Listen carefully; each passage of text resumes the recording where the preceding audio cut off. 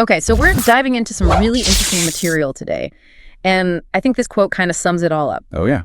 Truly, thoughts are things, and powerful things at that, when they are mixed with definiteness of purpose, persistence, and a burning desire for their translation into riches or other material objects. It's a mouthful. It is. But it gets you thinking, right? Like, what if what we think can actually, become reality? Well, that's the whole idea behind the philosophy we're exploring in this deep dive.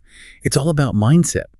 How our thoughts and specific principles, if we use them right, can help us reach our goals, whatever those goals might be. So unlocking this hidden potential within us. Yeah, exactly. Like tapping into this power we all have to create the success we want. And I know some people might be listening to this and be like, come on, is it really that simple? Sure, it can sound a bit out there, right? Yeah. The idea that your thoughts have that much power. Right. Can simply thinking about something make it happen? Well, there are tons of people out there who swear by these principles. They say it's completely changed their lives for the better. But look, we're not here to tell you what to believe. We're just going to break it all down. Yeah, dig into the concepts, see how it all works, and then you can decide for yourself. Exactly. We're going to talk about the importance of desire, but a seriously intense kind of desire. We'll also look at the role of belief, having faith, and how that ties into the whole subconscious mind thing. We'll definitely get into that. Plus, the need for solid plans and sticking to those plans, that whole persistence thing. And get this, we'll even explore the idea of how to transform your inner drives into these huge motivators. Sounds like we got a lot to cover. We do. But by the end of this deep dive, you'll have a way better grasp on these principles. You'll start seeing how they can be applied to whatever you're working towards, your own personal goals. Right on. So first things first, desire. They don't just mean, casually wishing for something. Oh, definitely not. It's much more than that. It's like this driving force. It's described as a keen, pulsating desire, almost like it's always there. A burning obsession, even... A good obsession. A good obsession. It's got to consume you in a way, but in a good way. And it's got to be paired with a clear sense of purpose and the willpower to keep going when things get rough. That's where the persistence comes in. Oh, absolutely. Think about the story of Edwin Barnes. This guy was totally determined to be in business with Thomas Edison. Thomas Edison, wow. Right. But he didn't even know Edison, didn't have any real plan, and barely had enough money to get to where Edison was. That's commitment right there. Serious commitment. Most people have been like, nah, no way. Too many unknowns, right? Absolutely. But Barnes, this guy, he basically hopped a freight train, shows up at Edison's lab, and just straight up says he wants to be his business partner. I mean, can you imagine? Bold move. So bold. Later, Edison even said that there was something about Barnes's expression, this pure determination that he just couldn't ignore. I love that. It's like when someone has that level of desire, they're willing to take crazy risks, and that makes them way more likely to succeed. So it's almost like they're cutting off any chance of retreat. Curbing the ships, right? Exactly. There's this analogy about the commander landing his troops on enemy land, and the first thing he does is order his ships to be burned. No going back. Exactly. Yep. Victory or death. That kind of absolute focus can really push you forward. So it's like Barnes burned his ships metaphorically, right? Yeah. He was all in, no backup plan, just this one goal in mind. Makes sense. And, they talk about dreams, these really strong desires, as being the seedlings of reality. Oh, interesting. Yeah, they use examples like Columbus, right? Believing in a world that no one had proven existed. And he found it. Or Copernicus, thinking about the universe in a totally different way. And Marconi, with his dream of harnessing invisible waves, which led to radio. Right. It all starts with that dream, that intense desire, and this unshakable belief. It's more than hoping or wishing for something. It's like deep down that it's going to happen. I like that. So how do we actually make this desire a reality? Turn it into something tangible? Well, they lay out these 6 practical steps. 6 steps. Okay, lay them on me. The first one is super specific. You've got to define exactly how much of what you want. Like down to the last detail. Yep. Can't be vague. It's got to be a precise number. So no. I want a lot of money. Nope. Got to be like, I want to make $1 million. I see. That makes you really focus on the goal. Exactly. And the next step follows naturally. You have to figure out what you're willing to give in return for what you want. The exchange, yeah. Right. Success isn't about getting something for nothing. Put in the work. Yeah. Step 3 is setting a deadline. When do you want this by? Having a date makes it real and urgent. Adds a sense of accountability, too. Definitely. And step 4 is where the action starts. Make a concrete plan to get to your goal. And don't wait. Start right away. No more procrastinating. Exactly. Now, you got to take all these first 4 steps and write them down. Put it in writing. Okay. Yeah. The exact amount you want, the specific date, what you'll give in return, and your whole plan. And that's step 5. Makes sense. Step 6 is where it gets really interesting. You're supposed to read this statement out loud twice a day. Once when you wake up and once before you go to sleep. And while you're reading, you got to picture yourself having already achieved the goal, like really see it. Visualizing it like athletes do. Yes. It's called creative visualization. You're creating a mental image of what success looks like. Makes you feel it more. Totally. And there's this cool concept they talk about, the other you. It's like an inner version of yourself who never doubts, who just knows you'll succeed. Almost like a personal cheerleader. Yes. And you have to consciously cultivate this other you, like strengthen that inner belief in yourself. I like that. And that leads us to faith, which they describe as the head chemist of the mind. Yeah. So how do we unpack that metaphor? So the idea is that when you combine a thought, any thought, with the strong sense of faith, it creates this powerful vibration. Like energy. Yeah, like mental energy. And your subconscious mind picks up on it, interprets it, and then sends it out to what they call infinite intelligence. Infinite intelligence. It's basically like this source of unlimited potential, or like universal consciousness. Whoa. I know, right? It's pretty deep stuff. It is. But the point is, faith is what transforms an ordinary thought into something that can actually happen. It's like when you believe in something so strongly, it kind of becomes a self-fulfilling prophecy, right? Right. They even point out that huge companies, all these amazing achievements, they all started as thoughts in someone's mind. Makes sense. But those thoughts wouldn't have become reality without belief, that deep conviction that you can and will do it. And faith isn't something you're born with, it's something you develop. So how do we build up our faith? Well, they suggest things like affirmations, those positive statements you repeat, and visualization, like we talked about. So it's about constantly feeding that belief, making it stronger. Exactly. And they say faith is super connected to strong, positive emotions like love and even, sexual energy. Okay, now that's interesting. Right. Yeah. The idea is that you can use that intense emotional power to make your faith even stronger. It's like adding fuel to the fire. Exactly. Yeah. And that brings us to autosuggestion. Which sounds a lot like talking to yourself. It kind of is, but in a super specific way. Okay, explain that. It's basically choosing to feed your subconscious mind with positive thoughts and desires. You do this by repeating them to yourself consistently. So like self-programming. Yeah, I like that. Because what you think about the most starts to shape your beliefs. And those beliefs become who you are and what you do. Makes sense. So if you're always thinking positive thoughts, those positive vibes will leak into your actions and you'll start to see what's possible. It's almost like your thoughts are magnets, attracting similar thoughts and then actually making things happen in your life. That's a great way to think about it. And here's something important to remember: your subconscious mind. It doesn't judge. Judge what? It doesn't decide if a thought is good or bad. If you're always thinking negative thoughts, it will take those thoughts and run with them. Not good. Not good at all. That's why you got to focus on planting those positive seeds. Okay, so how do we use autosuggestion effectively? What are the steps? Step 1, find a quiet place, get comfortable, close your eyes, and read that written statement you made earlier. Remember, the one with your goal, the deadline, and your plan. Right. And don't just read it like a robot. Feel it. Really put emotion into it. Like you mean it. Exactly. Okay, what else? You repeat this every night before you go to sleep and every morning when you wake up. Okay. And you keep doing this until you can really see yourself in your mind already having achieved your goal. You need to create a clearer picture in your head. And then you just keep doing it. Right. But also, keep a copy of your statement somewhere you'll see it often. That way, you're constantly reminding yourself of your goals, reinforcing those positive thoughts. Now, I can already hear some people thinking, this sounds kind of weird. Sure, it might seem unusual, but the idea is to stick with it.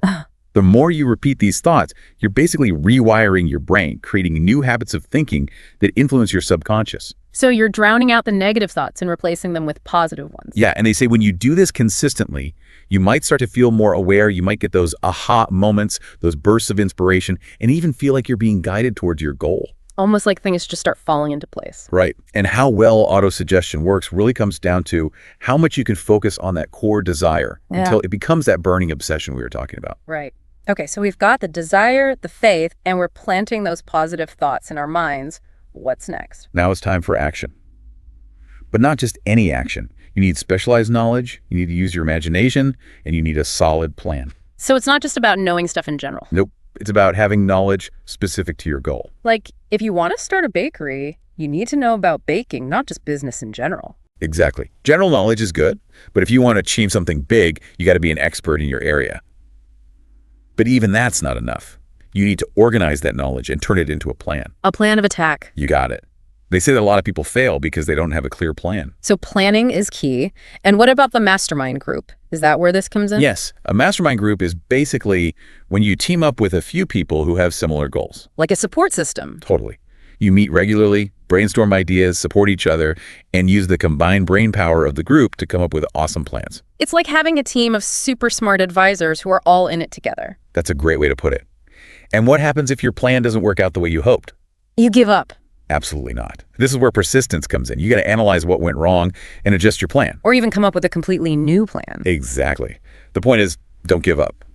Most successful people had to try and fail a bunch of times before they got it right. So failure is just part of the process. I'd say it's essential. And it's interesting because a lot of people who start out as good followers end up becoming great leaders. Yeah, they lay out these 11 key qualities of a good leader. Like what? Things like courage, self-control, fairness, making decisions quickly, planning carefully, always doing more than what's expected, being a likable person, understanding others, paying attention to details, taking responsibility, and working well with others. That's a lot. It is.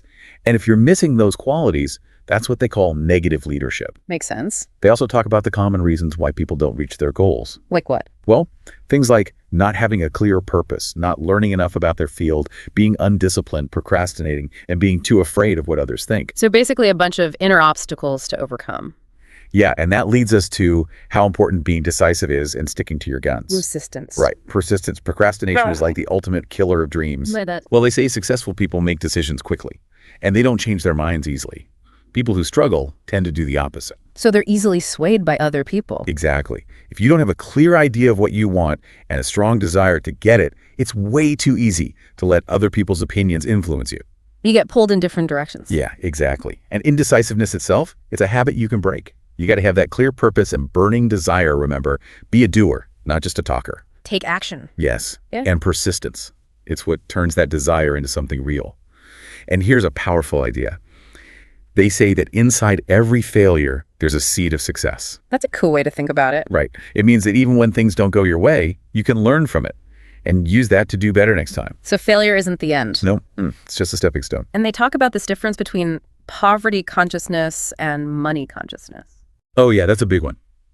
The idea is that your mind will naturally lean towards one or the other, depending on how persistent you are and how much you desire success. So if you're not actively trying to cultivate a money consciousness, which is basically an abundance mindset, then you might end up in a poverty consciousness, which is all about lack and scarcity. Exactly. And they give 8 ways to build persistence, have a purpose, desire it intensely, rely on yourself, make a plan, get the right knowledge, work with others, have willpower, and make it a habit. That's a great list. Right. And they keep talking about the fear of criticism. It seems like that's a big thing holding people back. Huge. They say it can be so strong that it even stops people from trying in the first place. It's that fear of what other people might think if you fail. Which is totally understandable, but it can also be paralyzing. For sure.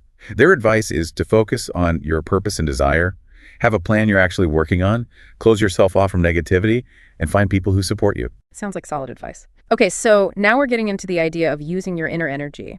And they mentioned the mastermind group again. Yes. Mastermind groups are great for achieving things faster because you're working with others. And then there's this idea of sex transmutation. Sex transmutation. Okay, I'm intrigued. It's basically about channeling the energy from sexual desire and using it for something else, like boosting your creativity or helping you achieve your goals. Wait, really? Yeah. They even say that geniuses throughout history have used this technique. Wow, that's wild. Right. And it's not just about having that energy. It's about transforming it into something that drives you forward. So it's not about suppressing your desires. It's about channeling them. Exactly.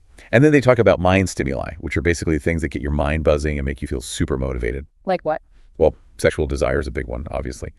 But also love, the desire for fame or power, and even music. So it's about finding what really lights you up and using that energy to push you towards your goals. Exactly. And we're back to the subconscious mind again. They say it's like this massive field of consciousness that's always recording our thoughts. Even the ones we don't realize we're thinking. Yep, even those. Yeah. And it's like this bridge between our thinking mind and that infinite intelligence we talked about. So we can't control it directly, but we can influence it. Right. How? By consistently planting those positive thoughts, especially thoughts that are connected to strong emotions. Gotcha. And it's so important to cultivate positive emotions because negative emotions tend to creep in on their own. And you can't have both positive and negative emotions dominating your mind at the same time. It's like a tug of war. Exactly. So you got to choose to focus on feelings like desire, faith, love, excitement, and hope. To push out those negative vibes. Exactly. And that's where our brains come in. They say it's like this amazing broadcasting and receiving station for thoughts. Our creative imagination acts like the receiver, picking up new ideas and inspiration. And our subconscious, which we've been talking about all this time, acts as the transmitter. Sending out our thoughts, which are influenced by our feelings. And these thought vibrations, they're shaping the things that happen in our lives. It's Yeah. like we're constantly sending and receiving signals that affect the world around us. Mind-blowing. It is. And then they talk about the sixth sense. Sixth sense. Yeah, they call it the peak of this whole philosophy. It's something you can develop, but only after you've mastered all the other principles we talked about. So what is it exactly? It's like this higher level of awareness that gives you intuitive insights, those gut feelings, and a direct connection to that infinite intelligence. So it's like having an inner guidance system. Yeah, and it can even help you sense danger or spot opportunities that you wouldn't normally see. That's incredible. It is. But there are things that can block this sixth sense. Obstacles. Exactly. They call them the 6 ghosts of fear. Ooh, spooky. What are they? The fear of poverty, fear of criticism, fear of illness, fear of losing love, fear of getting old, and the fear of death. Those are pretty universal fears. Yeah. And there are 3 main enemies to success: 3. What are they? indecision, doubt, and fear. And they're all connected. So fear leads to indecision, which leads to doubt, which makes you more fearful. Right. It's a vicious cycle. And those 3 things, they can really squash your sixth sense. Yeah. But here's the good news. The one thing you have complete control over is your mind. Okay. So you got to use it. Keep it focused on a clear purpose and plan. Don't let those negative thoughts take over. And no excuses. Oh, yeah.